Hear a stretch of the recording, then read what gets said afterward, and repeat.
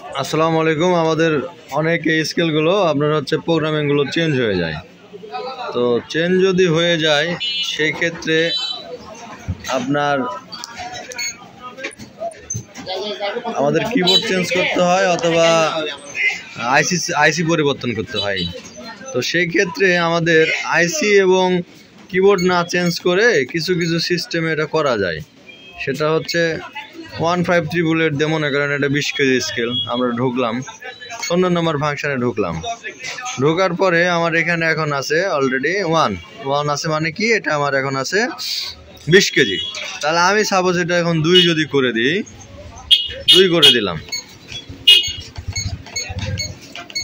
এটা কিন্তু এখন এই যে 1 2 3 এই যে এগুলো কিন্তু আর কাজ করতেছে না। এই যে এটা কিন্তু আমার এখন পপুলার স্কেলে রূপান্তরিত হয়ে গেছে। তাহলে আমার যেটা করতে হবে সেম ভাবে আপনার হচ্ছে এই এক বাটনটা চেপে ধরে রাখেন, তো এক বাটনটা এক, হ্যাঁ চাপ দেন, চাপ দিয়ে ধরে রাখেন এক এক, এই যে শূন্যর উপরে এক, এই যে এক চাপ দেন,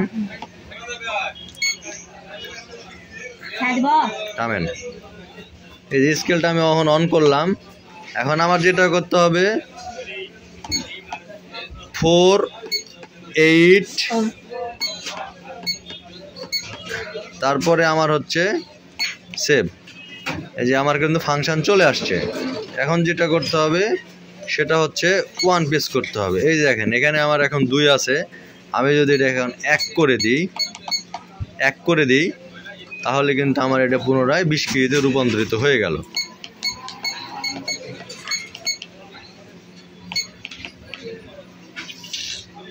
বিশ কেজিতে কিন্তু হয়ে গেছে। এখন যদি আমি চাপি সব কিছু কিন্তু হয়ে যাবে, যেমন 1 2 3 4 5। ধন্যবাদ সকলকে। এই ফর্মুলা যদি ব্যবহার করেন তাহলে আপনারা কিবোর্ড এবং আইসি ছাড়াই প্রোগ্রামিংগুলো পরিবর্তন করতে পারবেন। ধন্যবাদ সকলকে।